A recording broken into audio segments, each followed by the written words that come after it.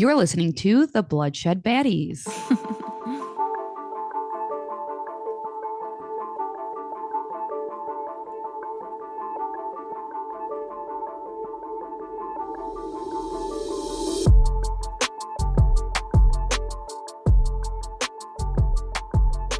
Hi, I'm Lex, And I'm Sam.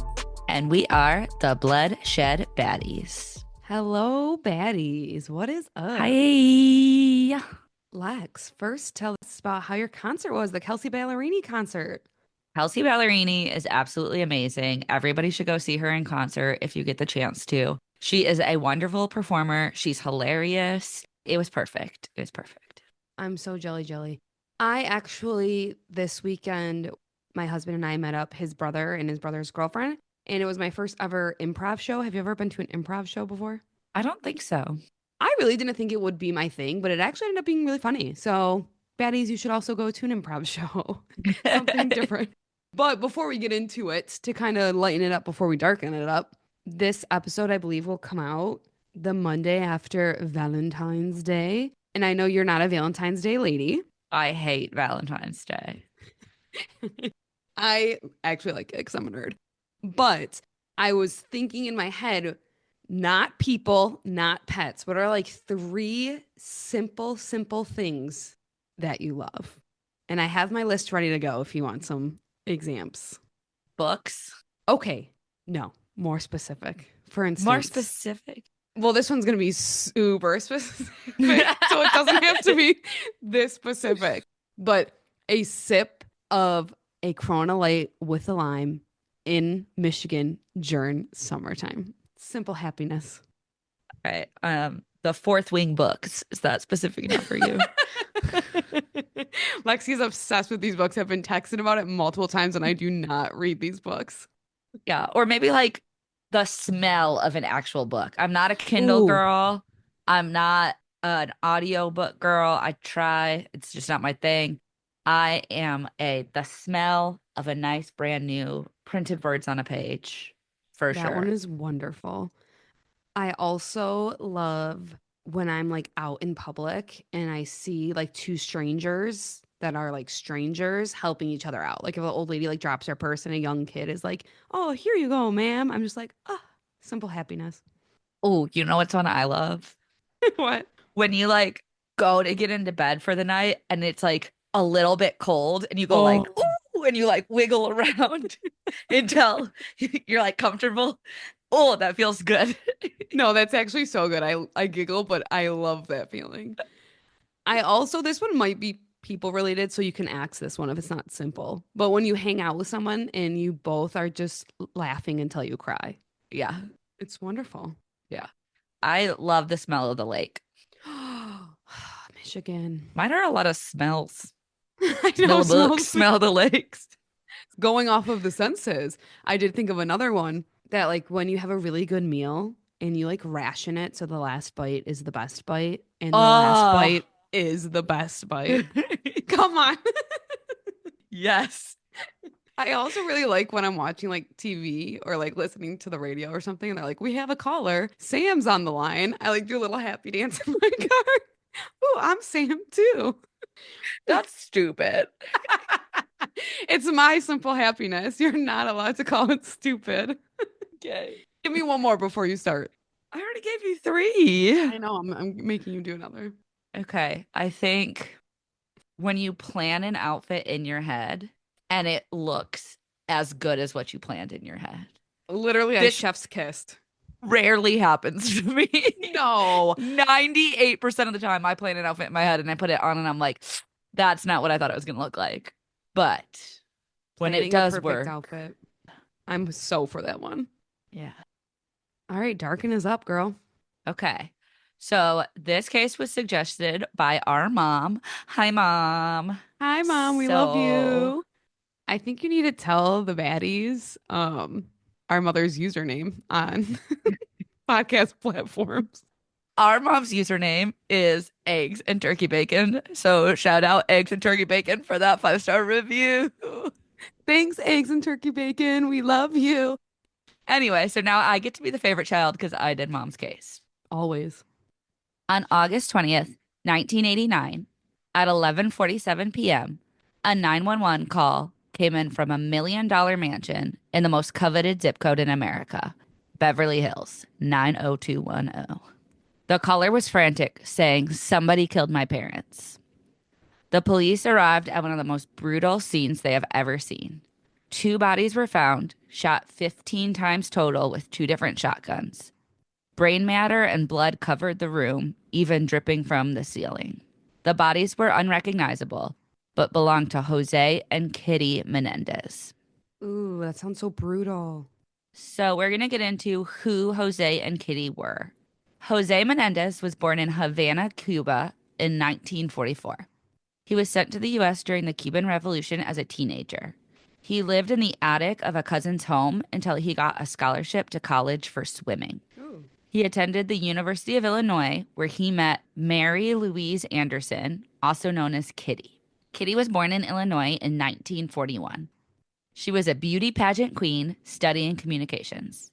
During college, Jose washed dishes, but soon he was the lead of U.S. operations at Hertz, a rental car company. He then became the head of RCA Records, where he became a multimillionaire. Okay, Jose and Kitty, man. They have it together. The couple married in 1963 and 5 years later had their first son, Lyle. They were living in New York at the time and shortly after moved to New Jersey to raise the family. 2 years after Lyle was born, they had their second son, Erik. 3 years before their murders, they moved to Beverly Hills, California, so Jose could take a job in the film industry. Lyle was the oldest son, born in 1968. He went to Princeton University, but was suspended for plagiarism and then eventually withdrew. He was a star tennis player and wanted to become a businessman just like his father. Erik Menendez was also a tennis player and was actually nationally ranked. Jose was known to work his children to the bone. The brothers' former swim coach said that Jose was overbearing and competitive. This left Erik with low self-confidence that he would never be good enough. In 1988, Erik was involved in burglaries. He was sentenced to court-ordered therapy. I was going to say, we've been on sports teams and have been around sports teams since we were little. And there's always those parents that are like pushing their children. And it's good to an extent, but it can really mess someone up if it's too much. If it's where they feel, like you said, Erik felt like he wasn't good enough. And then look, he's like doing burglaries and not knowing what to do. So that makes me sad for Erik. I know what they end up doing is terrible, but it makes me sad for Erik, little Erik. Yes, we can be sad for the child, not the adult. Yes. We're going to go back to August 20th at the scene of the crime. When the police pulled up, Lyle and Erik were found outside the house hysterical. They reported that they went out for the night to see a movie, and one of them forgot their ID, so they returned home and stumbled upon the crime scene. As the police entered the brutal scene, they noticed there were no shotgun shells at the scene, so that means someone had cleaned up all the shotgun shells. Which is unique. The police interviewed the brothers at 4 a.m. The brothers told the police that they thought it was a mafia hit. The police did not treat the boys as suspects. Most police officers would have considered them suspects immediately. Is it because they were possibly in Beverly Hills and things like this didn't happen in Beverly Hills? Literally, I was going to ask that because that wouldn't be heard of in not a rich place. And is it because they were so young? They were only 19 and 22 at the time. Oh, so young. Erik, in an interview in a Netflix documentary, which I will say I did not watch the whole Netflix documentary because sometimes I just don't like giving killers a voice, and there's a lot of their stuff interviewed. But he says they should have been arrested right away. They had no alibi, and they still had all the gunpowder residue all over their hands. I didn't even think of that. He had the gun shell casings that were cleaned up in his car, and his car was in the search area but never searched. They didn't open his car? Erik said in the interview that if they would have pressed him, he would have not been able to withstand questioning. Okay, so then that tells me right there that the questioning was not adequate because, I mean, pressing means different to everybody. But if they would have like, are you sure you didn't? Would you have been like, oh yeah, I did. Well, they didn't even ask that. They were never considered suspects. Oh, you're right. Yeah. That's messed up. Yeah. The brothers continued to live in the mansion after their parents' death. Ooh. Lyle went from being a goofy college kid to a businessman. It very much seemed like he was trying to become his father.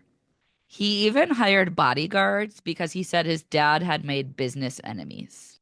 Okay. That seems like a lot. It's a lot. In the months following the murders, the brothers were going on shopping sprees. They were spending money like it was water. Erik dropped out of college and hired a tennis coach to go pro. They were buying cars, Rolexes, expensive clothes. They even bought a restaurant. This one, like, do some red flags to people? Within 6 months, they spent $700,000, Oh, which in today's money would be about $1 million in 7 months. in 6 months. 6 months.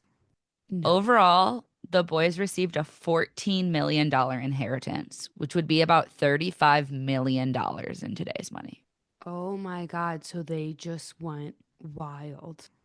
Buck wild. Erik says in the interview that he was spending all this money to cover up the feeling of not wanting to be alive. He claims they were not having any fun. But once the brothers were seen all around town spending all this money, the police were like, oh, wait, there's a motive. Yeah, classic sign right there. So, as you remember, Erik was charged with burglaries. And instead of going to jail, he was assigned a court appointed therapist. Okay. After the murders, Eric's court appointed therapist, Dr. Jerome Oziel, reached out to him. So Erik began to attend therapy sessions again, where he soon confessed to the murders. Oh, wow. Dr. Oziel brought both brothers in and actually got the confession on tape. Oh, wow. This is where it gets messy. So stick with me because it is important to the story. Dr. Oziel was having an affair at this time with a woman named Judalon Smith. Okay. So he told Judalon, hey, the Menendez brothers confessed to killing their parents. You want to listen in and see my tapes? That's like very wrong for a lot of many reasons. And was he trying to impress her? Because that's not really impressive, I don't think. Yeah, which it's weird anyways that he brought them back in together and was like, let me record you Yes, that's confessing also very these. weird. It's just very strange. This whole thing is very strange. Judalon later reports that Dr. Oziel was very controlling and abusive towards her.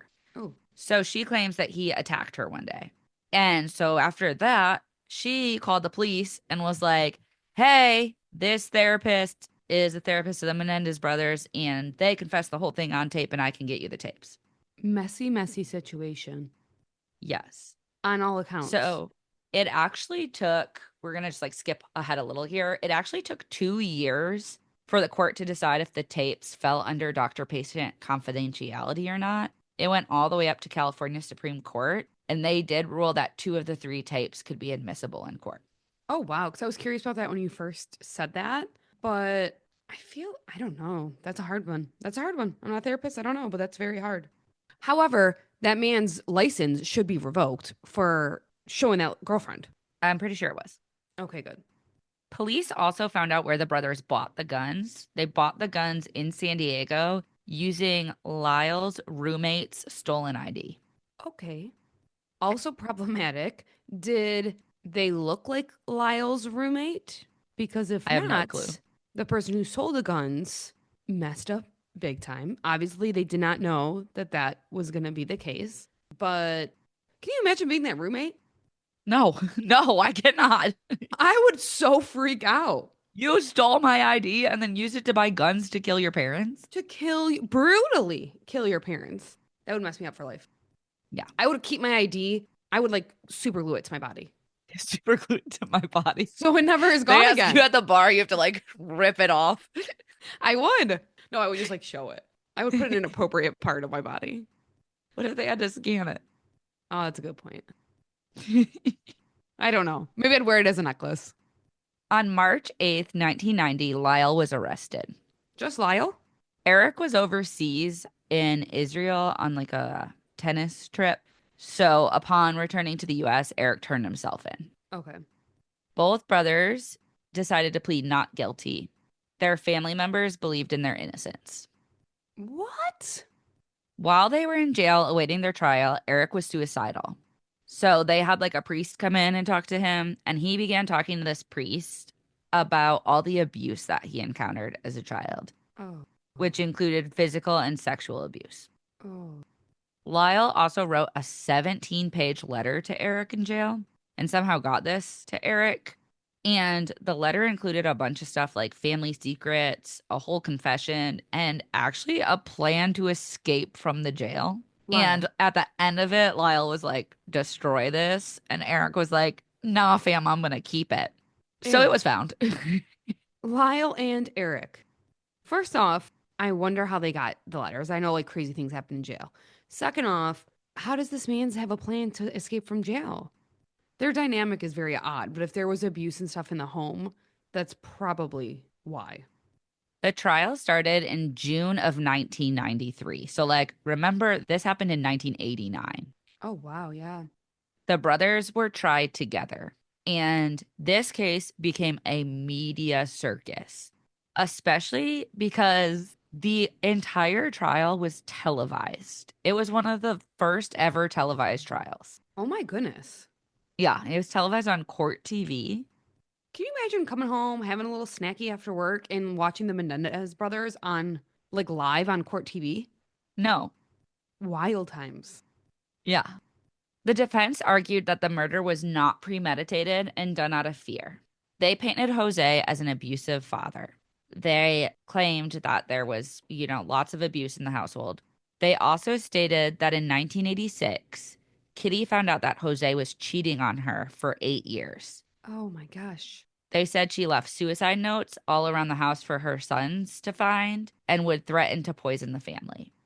If that's true, that's awful. Obviously, cheating is awful and terrible, but like leaving suicide notes for your sons to find, threatening to poison your family, that is such a toxic situation to be living in.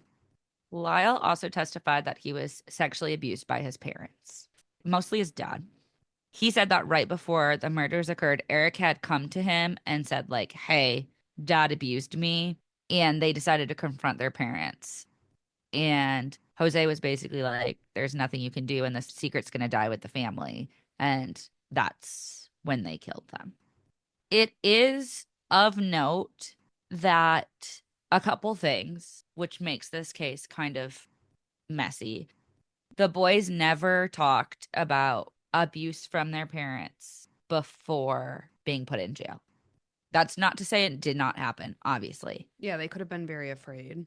And that is like a shameful secret that a lot of people walk around with. But there was no record of them claiming any of this before. And also, obviously, Jose and Kitty are not alive, so cannot tell their sides of the story. Defend themselves. My other response to that is they did buy the guns with the stolen ID. So maybe for quote unquote protection, but the fact that they did do that before, to me, kind of put some buzzers for premeditation, but Yeah. Yeah. Yeah, usually if you buy the weapon beforehand, it's yeah. not just it didn't just happen, crime of passion type thing. And then also, I know you said the family was defending the brothers. I wonder if the family still defend the brothers after the abuse claims. So, a lot of the family has took the stand during the trial. And although nobody witnessed anything, not a lot of people had anything good to say about Jose as a person. Okay. He was very controlling of his sons. He pushed them very, very hard. Though I saw like one of their aunts on the stand was saying that like when they were younger, he used to like put the baby on a like holding a bar and let go, and the baby would cry, and he'd be like, how long are you gonna hold on? How long are you gonna sit there and cry for? Oh my God. And it's also just worth noting that this trial in the very early 90s, where we didn't really talk about sexual abuse a lot and it wasn't really understood, especially males getting sexually abused. I feel like that, even till this day, is something that not a lot of people talk about. I I feel like sexual agree. abuse is more talked about till this day, but it is still like the focus is still on women. And Agreed. so that could have had influences on this case. Again, I don't know. I wasn't there. And two of the people who are accused of doing this stuff are not alive to tell us the truth. And despite all of that, do I think just because you're abused, you should brutally murder your abusers? Probably not. No, definitely be telling somebody. However, though, I know that's like difficult. I've never been thankfully in a situation like that, but I wonder how different this would have went if they were able to trust someone like a teacher or a friend's parent with what they were going through and were able to tell somebody because like hopefully Yeah. justice would have been served. Yes, in a different way than Yes. this. Yes. The trial ended with a hung jury. Ooh. For guilty or So not there, guilty? I mean, they Oh, went you're into right. court saying, I did this. It was the sentencing of, was it premeditated or not? Okay, you're Right. right. Yep. The trial ended with a hung jury. And then there was a second trial. The judge in the second trial was much more strict. He was like, yo, fam, we're not videotaping this. Probably for the best. We're not putting it on TV. And he also excluded substantial evidence of the alleged abuse. Oh, So in 1996, both brothers were found guilty and sentenced to life in prison without a possibility of parole. wow. Something I had no idea is there's actually a very, very recent update to this case. Oh, I don't know if I know this. So recently, the brothers submitted new evidence. The evidence included a letter by Erik to one of his cousins, which alludes to the abuse of a member of a boy band. His name was Roy Rossello, and he was a member of Menudo. And Menudo was on RCA Records at the time that Jose was the head of RCA Records. Okay. And Roy alleges that Jose drugged and raped him. Wow. So the brothers submitted this evidence like, hey, look, guys, we weren't lying about sexual abuse. Yes. And in October 2024, George Gasson, I think is how you say his last name, he used to be the LA district attorney. He petitioned the court to resentence the men, and he wanted to have them resentenced to 50 years to life on 2 counts of first-degree murder because under the law in California, they would be eligible for youth parole Mm, because they committed the crimes when they were less than 26. And since they've already served more than 30 years in prison, this would allow them to be paroled like almost immediately. that's insane. And also, like, thinking about it in that way, that like abuse comes out in this other way. You said his cousin, right? He wrote a letter to his cousin about this boy band member. Okay. It's just sad. I don't know. I was gonna say it's sad to me that like you have to prove that, but I guess in a case of murder where you're brutally killing somebody, that makes sense. But that's like a long time to like prove that your dad was very abusive to you. So I don't know. The brothers were actually scheduled to appear in court on January 30th through 31st, but because of the wildfires in California, it's been postponed, and they will be appearing in court about this resentencing hearing to see if they get it March 20th through 21st of this year. So this is like recent. Like we Yeah, could have this is had like the. happening right now. Like it should have happened on Friday. Oh my gosh, we have to definitely update the baddies then with what happens. Yeah. That's So, wild. like, hypothetically, they could get this resentencing trial, be resentenced, and then be released from prison. So like right then, not right then. Obviously, it takes like time and stuff, but they could say, okay, like you're released. Yeah. Because they've already served, like, how much they would need to serve to be paroled. And then because they were tried together, I'm assuming that their parole would be together as well. Like it's not like Yeah. you have to stay in, you have to. Okay. I was interested. I didn't realize that, like, the youth parole in California was under the age of 26. 26 seems old to me for a youth parole. When you said that, I was like, youth for some reason. I was thinking like the 19-year-old. Okay, you could Yeah. argue that, but 26, that is old to be considered youth. I know that's like the age when what is that when you can be off your parents' insurance or whatever. But to be tried as a youth, I think that's a stretch. Yes. I was surprised by that. But yeah, that is the death of Jose and Kitty Menendez and what has been going on with the Menendez brothers over the last 30 years. That is insane. I obviously knew of a little bit of the story here and there, but I didn't realize how brutal it was, how they like shot them so many times and like how they acquired the gun. And then the alleged abuse being brought back to light, saying like, oh no, he did drug and like assault me, like is awful, is absolutely awful. Yeah, and I think it's like such an interesting case because it's if this Jose really was abusive, which it sounds like there's probably more evidence than not, Yeah. that like that is a crime and killing somebody is a crime. And those to me like don't cancel out. No, because you can't But take it the law in your own hands. yeah. But it also they were I don't it's hard. They were young men who didn't know how to deal with this. But Brain can brutally go killing into your parents is some, never right. yeah, your brain can go into some type of understanding. Like clearly they were older, they could have gotten out of the house, but if they were that abused, they obviously felt like they couldn't. So is it possible that they felt like this truly was the only way out? I don't know. I'm not in their But then like brains. they also kill their parents and then go on these like crazy spending sprees and are Yeah. living like this big fancy life. And you're like, was it the abuse or was it the money, guys? Or both? It's just a very strange case. It seems like a lot. That seems like a lot. I'm trying to And wrap my like head I around it. honestly don't know how I feel about the fact that like if they get out that these two like brutal killers are just walking the streets again. I don't know how I feel about that.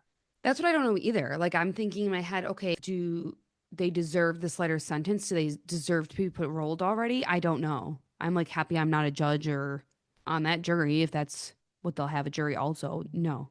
Yeah. Wow. All I can say is wow. Well, baddies, thank you so much for listening. Please follow us on whatever podcast platforms you're on, or all of them, as well as Instagram at Bloodshed Baddies, and leave us a nice little review. That's super helpful for people finding us. Yes, please share us and send us an email with any case suggestions, just like eggs and turkey bacon. We have another one coming at you next week. That's a really good one. Send them to bloodshedbaddies@gmail.com. Don't forget the intro music is made by our awesome cousin Vinny. Check him out on all music platforms. Tell a friend, tell everybody, share our Spotify, Apple Podcasts, all that kind of stuff, and tune in next week. We love you. Bye, baddies.